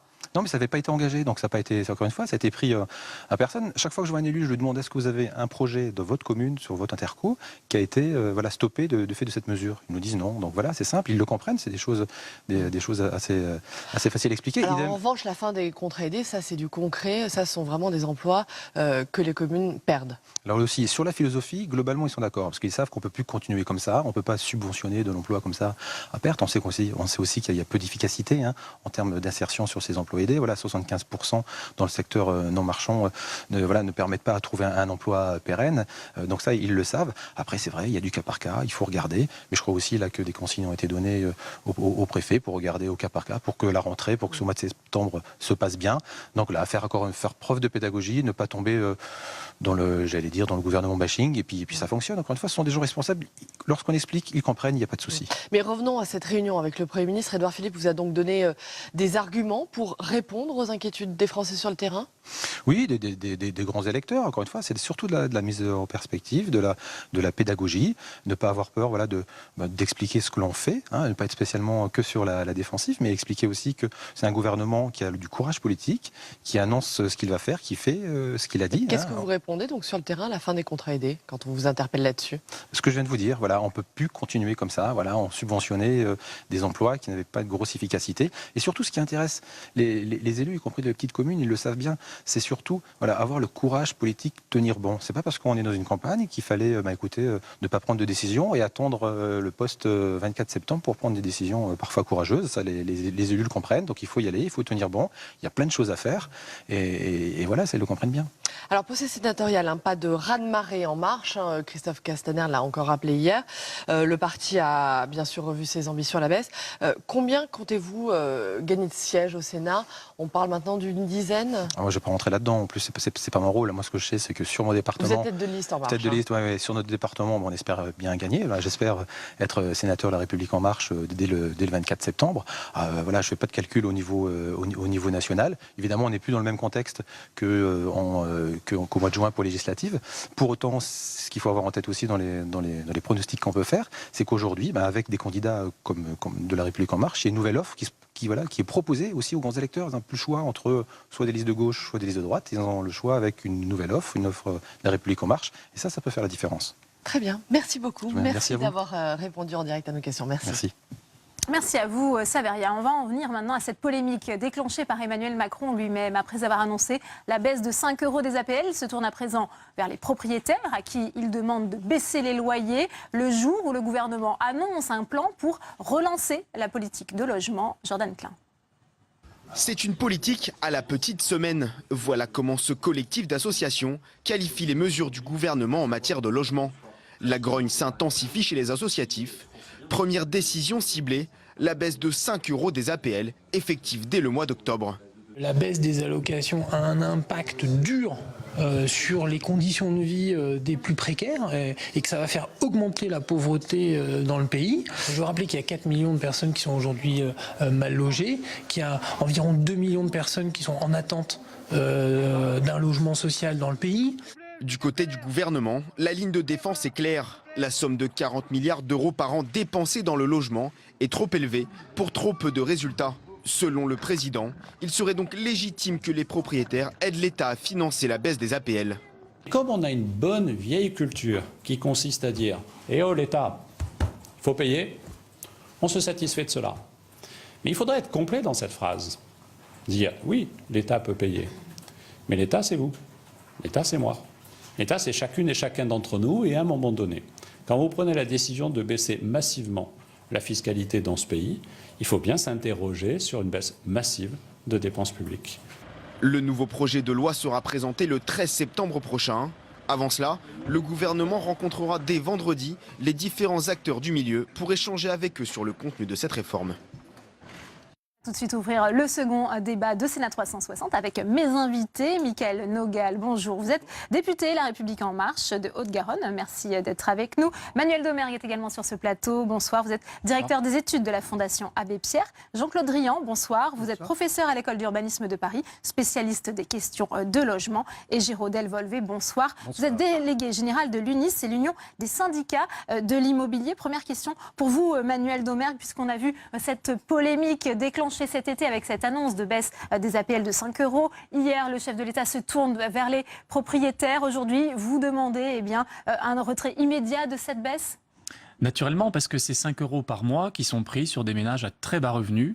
La plupart sont sous le seuil de pauvreté. Je rappelle que pour une personne seule, dès qu'elle gagne 1,1 SMIC, elle n'a plus d'APL. Donc l'APL va aider des ménages à très bas revenus. Donc leur prendre 5 €, c'est un vrai changement dans leur mode de vie. Et surtout, c'est juste la goutte d'eau qui fait déborder le vase. Ça fait 15 ans qu'on fait des économies, qu'on gèle tous les ans les APL. Et un des résultats, c'est qu'aujourd'hui, les loyers dans le parc social ou dans le parc privé sont trop élevés par rapport aux revenus et aux aides touchées par les allocataires APL. Je rappelle quand même que depuis 15 ans, la part des APL dans le PIB, dans la richesse française, est absolument stable, 1,0% du PIB. Il n'y a pas de dérapage des APL, il y a plutôt un rognage régulier de ces aides. Et pourtant, aujourd'hui, Michaël Nogal, le ministre de la Cohésion territoriale, Jacques Mézard, estime que ce système des APL ne marche pas. Expliquez-nous pourquoi. Bien sûr, écoutez, le budget du logement en France, c'est 40 milliards d'euros. Et parmi ces 40 milliards d'euros, la moitié est consacrée aux aides au logement. On le voit, et je suis d'accord avec ce qui a été dit, les loyers en France sont trop élevés par rapport à d'autres capitales européennes, même Paris, à part Londres, qui est une exception, mais Paris fait figure de capitale des plus chères en Europe. Et le problème en France, c'est qu'on manque de logements. Et donc il faut réfléchir à comment baisser les loyers, comment proposer plus de logements. Et c'est pour ça qu'on va proposer à l'automne une loi qui permettra justement de créer un choc de l'offre pour proposer plus de logements, pour augmenter la mobilité dans le parc immobilier aujourd'hui, et puis pour libérer du foncier, voilà, pour justement répondre à ce besoin de construction de logements. Ouais. Géraud Desvolvé, pardon. On a vu cette adresse, ou maladresse, certains diront, du chef de l'État hier aux propriétaires. Eh bien, c'est à vous de faire un geste et de baisser vos loyers pour compenser cette baisse des APL. Comment avez-vous accueilli cette annonce? Alors, cette supplique au peuple français, je parlais pour les professionnels de l'immobilier en gestion locative, ça représente qu'une partie du parc, 35%, il y a une partie qui n'est pas gérée par des professionnels, et il y a le parc social. Pour cette partie-là, nous avons, la veille de la déclaration du président de la République, indiqué qu'une compensation de cette hauteur-là nous paraissait faisable. Depuis hier, l'observatoire auquel nous participons, Clameur, sur les loyers, a montré qu'une baisse générale des loyers dans le territoire est observable. Et ce qui est intéressant de noter surtout, c'est que cette baisse par région est équivalente, à peu de choses près en dessous et beaucoup au-dessus, à ce montant qui paraît un peu faible quand même, de 5 €. Je prendrai quelques exemples. Du plus bas, c'est Pays de Loire et Rhône-Alpes. On a 3 et 4 € de baisse de loyer mensuel qui est déjà observé, jusqu'à Marseille qui va être de l'ordre de 12 € de baisse mensuelle de loyer. Donc ce que nous disons, UNIS, les professionnels, c'est cette compensation a déjà eu lieu. Vous êtes d'accord, Jean-Claude Drian, il y a déjà eu une baisse des loyers en France, on peut l'observer aujourd'hui ? Oui, probablement. Tout dépend des villes. Il y a des villes dans lesquelles on a des baisses plus fortes que dans d'autres, mais de fait, les loyers, si on met de côté un peu l'agglomération parisienne qui est un peu spéciale en la matière, les loyers sont relativement stabilisés depuis plusieurs années déjà. Mais c'est bien la preuve qu'on a à faire dans le secteur locatif privé. Stabilisés, mais à un niveau élevé, nous sommes bien d'accord. Mais ils sont relativement stabilisés, ce qui est bien la preuve qu'on a affaire à des mécanismes de marché. Et mécanismes de marché, c'est que tant qu'un offreur trouve un demandeur qui va accepter de payer le prix qu'on lui propose, eh ben, il va pratiquer ce prix-là. Et ce qui amène à voir que cette idée de baisser les loyers comme ça mécaniquement de 5 € pour un propriétaire n'a qu'un sens quand même très très limité. On pourrait faire des parallèles avec tout un tas d'autres marchés, demander soudainement aux producteurs agricoles ou aux marchands de téléphone de dire baissez vos prix de 5%. Ça semblerait très bizarre. Michaël Nogal. Oui, la question de la baisse des loyers doit être pensée de manière beaucoup plus large. On parlait des APL tout à l'heure. Aujourd'hui, c'est aberrant que le système des APL fonctionne sur les revenus que vous gagnez 2 ans auparavant. Si ne serait-ce qu'on regardait, qu'on calculait les APL sur l'année actuelle, on économiserait plus de 100 millions d'euros par mois. Donc ces 100 millions d'euros permettraient aussi de redonner un peu d'oxygène et dans le monde de l'immobilier et du logement, évidemment, avoir plus de marge de manœuvre. Ouais. Vous êtes d'accord, Manuel Domergue, il faut quand même remettre ce système des APL à plat. Il y a des dysfonctionnements que l'on peut observer ? On peut améliorer les APL. On peut notamment les verser pour les personnes qui sont en habitat mobile. On peut supprimer le mois de carence parce que quand vous arrivez dans un logement, vous ne touchez pas d'APL le premier mois alors que c'est le mois où c'est le plus difficile. Donc oui, on peut améliorer leur solvabilisation. Mais les APL aujourd'hui sont très efficaces pour réduire le nombre de personnes mal logées, réduire le nombre de personnes en situation de pauvreté ou d'extrême pauvreté, réduire le taux d'effort net des personnes. Les APL, ça marche, c'est aussi redistributif que les minima sociaux. Les minima sociaux aussi, on pourrait dire que ça fait augmenter le prix des pâtes, ça fait augmenter le prix des produits de base. Si les gens crevaient de faim avaient 0 € pour vivre, oui, les produits les moins chers ne trouveraient pas preneur. Les APL n'ont jamais été remis en question. Ah bon, pardon. Les APL n'ont jamais été remis en question. Vous étiez où cet été? L'existence. Arrêtez. Mais attendez, les APL n'ont jamais été remis en question, c'est tous les jours. Vous ne pouvez pas caricaturer le sujet, un sujet aussi grave pour les Français. Non, je suis désolé. La question... Une baisse a été annoncée par l'exécutif. 2 milliards. Une baisse de 5 €, en effet, à partir du 1er octobre. C'est ça qui a été, qui a été dit. Et une remise à plat générale pour une baisse Une remise massive à plat générale. Une remise à plat générale, ça ne veut pas dire qu'on laisse les Français de côté. Puisque, encore une fois, j'insiste sur le fait que la question des aides au logement, elle doit être appréhendée de manière plus globale. Parce que, évidemment, si vous construisez plus de logements, mécaniquement, les loyers vont baisser. Donc c'est ça qu'il faut avoir en compte, tenir en compte. Quand on parle de l'immobilier, moi je suis vice-président de la Commission des affaires économiques à l'Assemblée nationale, je rencontre aujourd'hui l'ensemble des acteurs de l'immobilier, que ce soit les associations, les promoteurs, les bâtisseurs. Bon, qu'est-ce qu'on me dit aujourd'hui? On me dit qu'il y a un problème notamment avec les normes de construction. Une norme de construction qui paralyse le marché. Ben voilà ce qu'on va faire notamment pour participer à ce choc de l'offre. Ça fait partie effectivement des pistes dévoilées dans le plan logement. Des normes qui aujourd'hui permettent, qui ont fait augmenter le coût des HLM. Ouais. Vous prenez le coût d'un HLM il y a 15 ans, il était 2 fois moins élevé qu'aujourd'hui. Donc il faut aussi jouer sur ces leviers-là. Jean-Claude Riant, est-ce que si on construit plus, mécaniquement, les loyers vont baisser? Pas sûr, c'est pas si simple. Alors non, c'est pas si simple. Malheureusement, ça serait bien finalement que ça soit aussi simple. Mais en tout cas, c'est indispensable. Là où les loyers, ça ne veut pas dire qu'il ne soit pas indispensable de construire plus. Alors ça, on est d'accord, la France manque de logements. Hein. Maintenant, la question qui vient derrière, c'est l'effet, la réalité de l'effet baisse des loyers que ça pourrait générer. Si on se place dans des villes où le marché est très tendu, comme l'agglomération parisienne ou le cœur de l'agglomération parisienne, aujourd'hui, on a un déficit, on manque de logements locatifs. Donc tant qu'on n'aura pas comblé ce déficit, et il va falloir pas mal d'années pour y arriver, ça ne fera pas baisser les loyers. Les loyers resteront à ce même niveau. Il y a une espèce de croyance. Alors, Mickaël Noguel, ensuite on donnera la parole à Jérôme Devolvé. Construire 70 000 logements en Ile-de-France, qui est la loi aujourd'hui, 70 000 logements, c'est 1,4% du stock. C'est seulement 1,4% du stock. Ça veut dire que dans 15 ans, on aura fait croître le stock d'à peine 20%. Non mais justement, les commentaires que j'entends sont intéressants, mais témoignent justement de la complexité du sujet et du fait qu'on ne peut pas isoler ni à la fois l'offre dans le parc immobilier, ni la question des aides sociales. Vous avez aussi la question de la mobilité dans le parc, et notamment dans le parc social, des personnes qui occupent un logement qui est surdimensionné par rapport à leurs vrais besoins, des situations familiales, des structures familiales qui évoluent. On a de plus en plus de familles monoparentales. Bon, des personnes parfois qui occupent, une seule personne qui va occuper un T4 ou un T5, bah oui, c'est légitime de demander à cette personne et d'organiser le parc pour que cette personne puisse aller dans un logement un peu plus petit et laisser la place à une famille qui aurait besoin, en effet, pour ses enfants, de 2 ou 3 chambres. Oui. Alors, je redévolve. Beaucoup de choses ont été dites sur ce plateau. Il y a toujours 40 milliards d'euros qui sont consacrés par l'État à cette politique du logement et ça ne fonctionne pas. On continue de manquer cruellement de logements. Alors, qu'est-ce qu'il faudrait faire, selon vous, pour justement arriver à changer, et c'est la volonté du gouvernement, à transformer radicalement cette politique en faveur du logement? Moi, je parle toujours pour le parc privé, qui est un parc finalement social. De fait, j'explique. Une grande partie de locataires du parc privé sont éligibles, ont des ressources qui leur permettraient d'aller dans ce parc social. Le parc social, 2 commentaires. Il coûte plus cher que le parc privé. Il coûte plus cher de faire du social que du privé. Et deuxièmement, la mobilité est très faible par nature dans le social. Elle est plus forte dans le privé. Mais encore Clameur hier a montré que ce taux de mobilité dans le parc privé est en baisse, est en chute. On va rester plus de 7 ans à Paris, dans un bien plus de 4 ans à Toulouse. Je me tourne vers monsieur le député. Alors que faire? Je crois que cette discussion sur le niveau des loyers, on peut l'avoir à l'inverse. Fixons un loyer déjà bas, en tout cas plus bas que le prix du marché, mais reconnaissons le producteur de logements économiques qu'est le bailleur privé comme un acteur méritant d'être soutenu. Un soutien à l'investissement privé dans le parc de logement, qu'on appelle à mobiliser leur épargne pour investir dans le privé, avec des logements qui seraient, selon la gradation usuelle, pourquoi pas adaptés, leur permettrait, avec une contrepartie, d'augmenter l'offre. Cette contrepartie, c'est quoi? Ce serait un amortissement qui serait proportionnel au loyer de sortie du logement.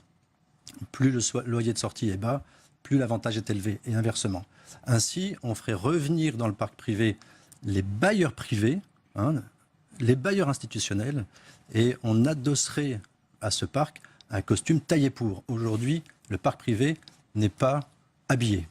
Manuel Domergue, est-ce qu'il y a aussi des risques pour les propriétaires à qui on va demander de baisser les loyers, de reporter cette baisse des loyers sur l'entretien des logements? Ça, c'est une inquiétude aussi de la part des associations. Honnêtement, il n'y a aucun risque à avoir, il n'y aura aucun effet à la déclaration d'Emmanuel Macron de demander à des acteurs privés sur un marché libre de baisser leur loyer, tout simplement parce qu'ils ne le feront pas. Parce que les propriétaires privés ne répondent pas aux injonctions du président de la République. C'est comme ça. Il y a une manière d'encadrer les loyers en France, ça s'appelle appliquer la loi ALUR d'encadrement des loyers. Ce n'est pas une option. Ce n'est pas si Emmanuel Macron ou le gouvernement le veut ou pas, c'est juste appliquer la loi qui a été votée en 2014. Donc maintenant, les préfets qui n'appliquent pas cette loi sont des préfets hors la loi. Le gouvernement qui n'applique pas cette loi est un préfet qui ne respecte est un gouvernement qui ne respecte pas la propre loi de la France. Donc aujourd'hui, on a négocié cet encadrement des loyers pendant des années. Il a été voté enfin en 2014. Il faut l'appliquer et quand c'est fait à Paris, ça prouve que ça marche. Ça fait des baisses de loyers pas suffisantes mais intéressantes sur les loyers des petites surfaces pour les personnes isolés notamment, qui ont le moins de revenus, qui payent le plus cher. Et on n'a pas du tout constaté une baisse d'attractivité de Paris pour les investisseurs ou une dégradation, parce qu'on peut aussi tout à fait conditionner le niveau des loyers d'encadrement en fonction de la qualité du logement. Jean-Claude Riant, sur ce point, sur cet effectivement encadrement des loyers qui a été voté, qui n'est pas appliqué partout. Effectivement, je crois que le Conseil d'État a constaté qu'il n'était pas légal de ne pas appliquer l'encadrement des loyers là où il ne l'était pas. Je crois quand même que la nécessité première, c'était quand même à Paris et aussi en première couronne. Emmanuel Causse, à la fin de son mandat de ministre, avait travaillé à l'extension de cet encadrement à la première couronne de l'Île-de-France. Je crois que c'est toujours en marche. Je ne pense pas que ça a été, si j'ose ce mauvais jeu de mots sans faire exprès, c'est toujours en marche, mais je ne sais pas où en est le projet du point de vue du gouvernement. En tout cas, c'est vrai que d'un point de vue juridique, il faudrait le faire. Mais l'urgence, c'est quand même sur Paris et la première couronne. C'était là l'urgence et on commence effectivement à en voir les effets. Autre problème qui est soulevé par ce plan logement qui a été en partie dévoilé et qui vient télescoper ces annonces, c'est le problème du foncier disponible en France. On sait que le gouvernement travaille sur des pistes de fiscalité incitative pour débloquer du foncier. Qu'en pensez-vous, Giraud Dévolvé? Oui, auparavant, il n'y a pas eu de contrepoint sur l'encadrement des loyers. On voit bien que la tendance baissière générale montre l'inefficacité de ce dispositif. Je rappelle que dans les zones tendues, il y a non pas un encadrement, mais un blocage. On ne peut pas relouer un locataire plus cher, sauf indice, que le locataire précédent. Et même dans ces zones-là, ça baisse. Donc, inefficacité. L'objectif est rempli. Paris, petite surface, c'est fait. Pour le reste, laissons le marché, il se régule tout seul. Sur le coût du foncier, ça rejoint le sujet dont on a déjà parlé, le choc d'offres. De manière générale, il y a trop de taxes, il y a trop de normes, il y a trop de règles. Ça change tous les ans. Il y a eu 20 ans, 20 lois. Déjà, stabilisons une règle et après, regardons comment faire mieux. Mais les taxes ont explosé ces 10 dernières années et 5 dernières années. Ce mouvement-là doit cesser. Comment le gouvernement compte-t-il s'y prendre justement pour ces mesures de fiscalité incitative en ce qui concerne le foncier, Mickaël Nogal? D'abord, rappeler que c'est vrai que pour les terrains, le foncier libre, parfois, pour les propriétaires, il est plus avantageux de le garder pour ensuite faire baisser la fiscalité sur les plus-values que de le mettre directement disponible pour une construction. Donc en effet, je pense que le fait de donner quelques contreparties aux propriétaires permettra justement de libérer du foncier et d'encourager la construction. Et ça peut être fait à court terme et à moyen terme. Maintenant, encore une fois, la question des normes revient en permanence. Moi, je pense que c'est quelque chose qui est très important. Il faut à la fois réduire le coût des logements, en faire plus et en faire d'aussi bonne qualité. Et il y aura aussi un volet dans le plan logement avec Nicolas Hulot sur la transition énergétique et la lutte contre les passoires énergétiques. Jean-Claude Riant, on a besoin de stabiliser le marché, d'arrêter de faire des lois successives en matière d'immobilier, ou est-ce qu'au contraire, il faut un véritable choc en ce qui concerne les politiques de logement? L'immobilier, c'est vrai. On se rend compte que la France est un des pays qui finalement consacre le plus d'argent à ces politiques et que le résultat ne correspond pas. Oui, alors, aux attentes? Nous sommes quand même un des pays qui construit le plus, rapporté à sa population. On construit à peu près 2 fois plus que le Royaume-Uni, par exemple, rapporté à la population du pays. On construit plus qu'en Allemagne, etc. Donc, mais il faut regarder par rapport aux zones tendues. Mais il faut regarder par rapport aux zones tendues. La grande question, c'est le territoire, c'est la diversité des territoires, absolument. Maintenant, la question des 40 milliards, là aussi, elle mérite une petite attention, parce que on dit globalement 40 milliards, ça marche pas. Mais si on prend ligne par ligne, on vient d'avoir un débat sur les aides à la personne, on vient d'avoir un débat sur l'accompagnement de l'investissement locatif, on pourrait avoir un débat, vous savez que le deuxième poste de dépenses publiques derrière les aides à la personne, c'est la TVA à taux réduit pour les travaux que font les artisans chez les particuliers. Voilà. Cette mesure, elle est remarquablement efficace pour cibler du chiffre d'affaires et lutter contre le travail non déclaré chez les artisans. Ça coûte 5,5 milliards par an. Voilà. Et on les compte à l'intérieur des 40 milliards. Donc vous voyez que l'objectif d'une mesure comme celle-là n'a finalement à peu près rien à voir avec l'idée de baisser les loyers, de loger les plus pauvres, etc. Donc, vous voyez, si on regarde ligne à ligne, on peut se poser la question, ligne à ligne, des objectifs poursuivis, et finalement, est-ce qu'ils sont atteints? Le prêt à taux zéro, son accroissement depuis 2 ans en France, c'est un des moteurs principaux de l'accroissement de la construction. On le recoupe, on prend des risques. Il faut une évaluation, Girodel Volvé, de tous les dispositifs déjà existants avant d'en lancer de nouveaux, selon vous? Il faut, et ça a été dit, il faut garder ce qui fonctionne, abandonner ce qui ne fonctionne pas. Notre inquiétude porte sur la niche fiscale, puisqu'on parle comme ça. Pinel, la proposition serait de l'aménager et de la basculer, pourquoi pas, dans le droit commun. Pour les autres dispositifs qui existent, en effet, évaluer, regarder ou ajuster. Je reviens aussi sur la TVA. Alors évidemment, dans le neuf, c'est intéressant d'avoir une fiscalité qui soit équivalente à celle dont bénéficie le parc social. Ça permettrait de libérer le foncier de construire. Ça devrait permettre aussi aux maires qu'ils prennent sur eux le soin de signer des permis de construire là où c'est possible, plutôt que d'encadrer. Je pense notamment à Lille, où du foncier disponible. Construisons là-dessus du résidence étudiant, et on n'aurait pas cette discussion interminable sur l'APL qui dure depuis maintenant plus de 3 semaines. J'ai bien aimé la TVA réduite sur les artisans. C'est le 3e indicateur de clameur que je vais citer. L'effort d'entretien et d'amélioration, c'est des travaux faits par les bailleurs. C'est un index qui s'effondre aussi. Donc pas de travaux, pas de recettes, on l'a vu. On ne pourra jamais atteindre les objectifs de performance énergétique fixés par la loi royale, qui vont être peut-être revus et qui pourraient être à l'avenir sanctionnés si les travaux ou la performance n'étaient pas atteintes. C'est hors de question, c'est pas comme ça qu'on va y arriver. Le bailleur aujourd'hui a un mauvais rôle, nous préconisons de lui redonner son rôle, qu'il a en réalité, agent économique producteur de logement. On arrive au terme de ce débat. Manuel Domergue, chaque année, la Fondation Abbé Pierre remet un rapport sur le mal logement. Est-ce que vous pensez que toutes ces annonces du gouvernement vont accroître les difficultés rencontrées justement par les Français pour se loger ? C'est difficile à dire, ça dépend de beaucoup de choses, ça dépend essentiellement aussi de la conjoncture économique. Ce qui est sûr, c'est que même s'il y a des bonnes intentions, notamment pour libérer du foncier constructible, ça c'est vraiment, s'ils le mettent en œuvre, c'est une très bonne idée. Mais avant que l'effet de la construction supplémentaire dans un pays où la démographie est quand même assez dynamique, avant que ça ait un effet sur la baisse des prix ou la baisse des loyers, ça prendra beaucoup de temps. Mais ce n'est pas le seul levier, je le disais tout à l'heure, il y a d'autres leviers qui seront utilisés pour justement avoir une action qui soit à court terme, qui permette justement de loger plus à court terme.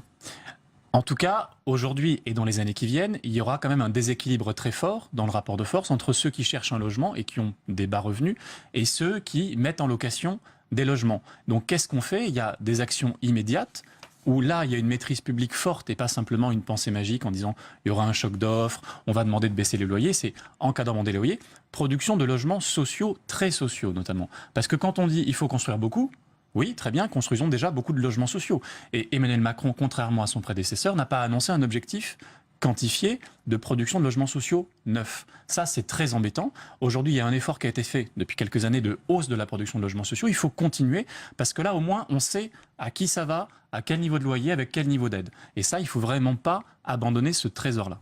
Eh bien, merci à vous, Emmanuel Domergue. Merci, Mickaël Nogal. Merci, Giro Delvolvé. Merci, Jean-Claude Drian, d'être venu sur ce plateau. On va passer à l'actualité sociale avec peut-être le début d'une réconciliation entre Jean-Luc Mélenchon, le chef de file de la France Insoumise, et plusieurs de ses députés qui ont rencontré Philippe Martinez, secrétaire général de la CGT, lors d'une rencontre cet après-midi à l'Assemblée nationale, avant les manifestations prévues contre la réforme du Code du travail. Géraldine Bavoilo. Elle était restée silencieuse depuis l'élection d'Emmanuel Macron et lorsqu'elle choisit de s'exprimer à nouveau, Martine Aubry critique sévèrement la réforme du Code du travail.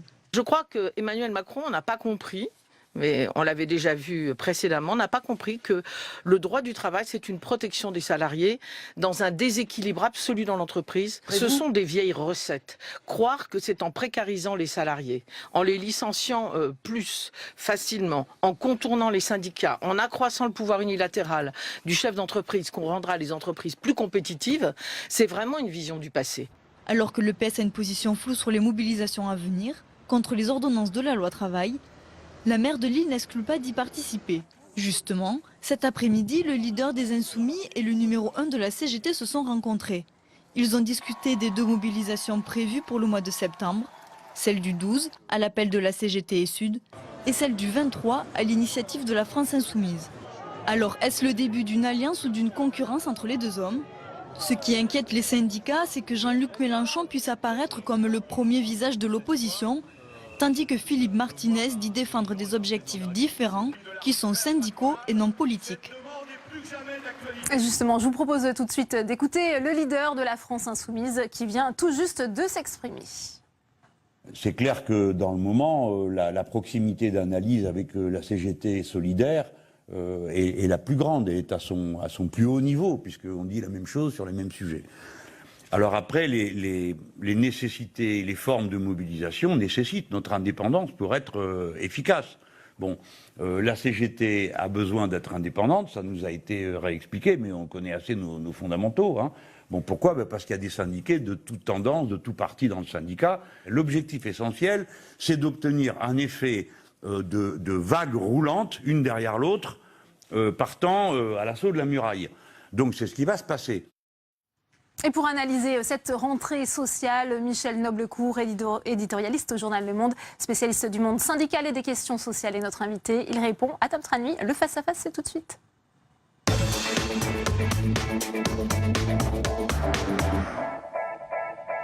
Michel Noblecourt, bonsoir. Bonsoir. Nous allons parler ensemble donc de la rentrée sociale, des ordonnances, des journées de mobilisation annoncées. Et tout d'abord, on va parler de cette image du jour. C'est cette rencontre entre Philippe Martinez et Jean-Luc Mélenchon. Alors, alliance ou concurrence selon vous ? Non, je crois qu'on est plus dans la concurrence que dans l'alliance. La CGT est sur un terrain syndical, Jean-Luc Mélenchon est sur un terrain politique. Sa manifestation du 23 septembre vise à favoriser ce qu'il appelle un déferlement du peuple sur Paris et donc sur le régime pour essayer de déstabiliser au maximum Emmanuel Macron. Philippe Martinez lui poursuit d'autres objectifs et ses objectifs principaux concernent c'est défendre les salariés, ça c'est le rôle des syndicats. Il veut obtenir un retrait des ordonnances, donc il se bat contre ce projet et il veut rester sur le terrain syndical. Il y a en plus une certaine méfiance, qui ne date pas d'aujourd'hui, entre la CGT et la France Insoumise.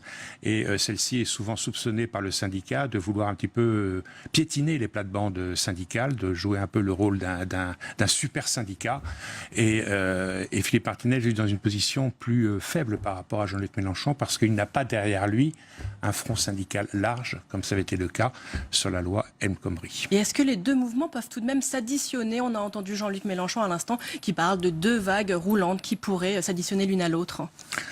Encore une fois, je crois les deux mouvements ne sont pas de même nature, donc s'additionner, ça me paraît difficile à l'heure actuelle. Après, on va voir ce que donnent effectivement dans la réalité sur le terrain ces mobilisations, si elles seront d'une certaine ampleur ou si elles seront très très limitées. Pour l'instant, c'est encore un peu tôt pour l'imaginer. Est-ce qu'il y a aussi une forme de méfiance personnelle entre les deux hommes, entre M. Martinez et Jean-Luc Mélenchon ? Jean-Luc Mélenchon avait bénéficié en 2012, lors de sa précédente candidature à l'élection présidentielle, d'une certaine sympathie de la part de la CGT. Plusieurs fédérations avaient appelé ouvertement à voter pour lui. Ça n'a pas du tout été le cas en 2017. Et ça tient aussi au fait de cet éloignement qu'on a pu constater entre Jean-Luc Mélenchon et le Parti communiste. Alors, le Parti communiste a toujours une certaine influence au sein de la CGT, notamment dans de grosses fédérations. Et les positions que Jean-Luc Mélenchon a pu prendre sur certains sujets, par exemple sur la sortie du nucléaire, ne conviennent pas du tout à la CGT. Est-ce que ce qui se passe avec les ordonnances cette année est très différent de la lutte qu'il y avait eu contre la loi travail ? Oui, c'est très différent parce que la loi travail de 2016 est une loi qui avait été fabriquée d'une manière totalement différente. Il n'y avait pas eu de concertation. La méthode utilisée par le gouvernement était une méthode plutôt brutale puisqu'ils ont fait passer finalement ce texte par le recours à l'article 49.3. Et puis en second lieu, cela avait suscité effectivement un front syndical, donc qui n'était pas complet puisque la CFDT soutenait la loi El Khomri, mais qui était quand même un front assez consistant, qui a réussi une mobilisation qui a été inscrite dans la durée puisqu'il y a eu 14 journées d'action, donc organisées par la CGT et par Force ouvrière à l'époque. Et là, on est dans une situation tout à fait différente. Premièrement, parce que là, pour le coup, il y a eu une vraie concertation qui a duré 3 mois. Et pour vous, le gouvernement a réellement mis de l'eau dans son vin? À l'issue de cette concertation, il y a eu des avancées? Le gouvernement a mis de l'eau dans son vin. Il avait comme objectif, à l'évidence, je dirais d'obtenir une certaine neutralité bienveillante au moins de la part de la CFDT et de la part de FO. De la part de Force ouvrière. De la part de Force ouvrière. Et effectivement, sa stratégie a été notamment de ramener dans le jeu contractuel Force ouvrière. Et de ce point de vue-là, il a réussi son pari puisque Force ouvrière ne s'associe pas aux manifestations de la CGT. Effectivement, Force ouvrière et surtout Jean-Claude Mailly qui loue la concertation, qui est soulagé que l'exécutif abandonne le tout à l'entreprise et réhabilite le rôle des branches. C'est ça qui était central aussi dans leur discussion. Il faut savoir que Force ouvrière est une organisation qui est beaucoup moins implantée dans les entreprises que dans les branches. Donc, à la différence de la CGT et surtout de la CFDT. Donc, Force ouvrière, effectivement, tient à ce que les branches constituent un pilier dans les négociations sociales. Ce qui n'était pas le cas avec la loi El Khomri, qui avait complètement zappé les branches, qui ne parlait que de l'entreprise, mais qui ne concernait que le temps de travail. Et donc, en réhabilitant la branche, qui ont donc avec une extension des domaines où elle va intervenir, avant il y avait 6 domaines où la branche devait primer sur l'entreprise, c'est-à-dire que l'entreprise ne pouvait pas déroger à ce qui avait été décidé par la branche. Là, ce chiffre a été porté à 11. Donc, FO a gagné, si je puis dire, du grain à moudre de ce point de vue-là, et donc ce qui lui a permis effectivement d'adopter une position, même si c'est une position qui ne fait pas l'unanimité au sein de Force ouvrière. Oui, il y a des véritables discussions en interne, on l'a vu, oui, il y a des discussions, dans le syndicat. mais ça, Force ouvrière est une organisation qui politiquement est très composite, qui a différentes minorités un peu agissantes en son sein, notamment une minorité trotskiste et une autre minorité anarchiste, et effectivement qui pèse dans le rapport de force interne, mais qui ne déstabilise pas Jean-Claude Mailly à ce stade. Est-ce que, sur le fond, pour vous, ces ordonnances, elles sont conformes à la grande révolution qu'avait annoncée Emmanuel Macron? Est-ce que c'est réellement un vrai bouleversement? Il y a tout de même eu des vrais changements, par exemple, pour les TPE-PME? C'est-à-dire que je pense que c'est une réforme qui n'est pas forcément une révolution, mais c'est une réforme effectivement qui va changer les relations sociales, principalement au niveau de l'entreprise, avec une priorité extrêmement affirmée en faveur des PME et des TPE. Et donc, c'est ce choix qui est un petit peu qu'a fait Emmanuel Macron, qui du coup obtient effectivement des satisfecits de la part du patronat, mais blesse les syndicats dans la mesure où effectivement il va permettre dans les entreprises de moins de 50 salariés de discuter et de négocier des accords sans syndicats. Pour conclure, ce sont des ordonnances qui portent sur le dialogue social. Mais est-ce que ça ne va pas seulement dans un sens? Finalement, il y a très peu de nouveaux droits qui sont accordés aux salariés avec ces ordonnances. Il y a peu de nouveaux droits qui sont accordés aux salariés, c'est exact. Il y a en principe tout un volet qui doit permettre de renforcer les garanties pour les militants syndicaux, les élus syndicaux, notamment leur donner des droits au niveau de leur déroulement de carrière, de leur formation. Donc ça, on attend encore un petit peu le détail. Pour le reste, c'est vrai que les syndicats ont été plutôt sur la défensive. Et ce qu'ils peuvent mettre à leur actif aujourd'hui, en tout cas c'est le cas pour Force ouvrière et la CFDT, pas pour la CGT qui est restée tout à fait hors jeu en dehors du jeu de cette concertation, c'est qu'ils ont empêché un certain nombre de dispositions qui étaient prévues au départ et qui, là pour le coup, auraient effectivement affaibli sensiblement les organisations syndicales. Un dernier mot sur le calendrier. Les ordonnances doivent être adoptées en Conseil des ministres à la fin du mois, c'est cela? Le 22 septembre. Et avant une loi de ratification par le Parlement? Avant une ratification par le Parlement, mais ça veut dire que les ordonnances s'appliqueront dès la fin du mois de septembre. Les ordonnances entreront en application. C'est l'avantage, si je puis dire, politique de cette procédure, c'est qu'effectivement, ça permet d'aller plus rapidité. Vite, plus de rapidité qu'une loi ordinaire. Merci beaucoup, Michel Noblecourt, d'avoir répondu à nos questions. Merci Michel Noblecourt, merci à vous Tam Tranui. C'est la fin de cette édition, merci à vous de l'avoir suivi. À 18h30, on va plus loin, présenté par Rebecca Fitoussi. Bonne soirée à tous et à demain, 15h.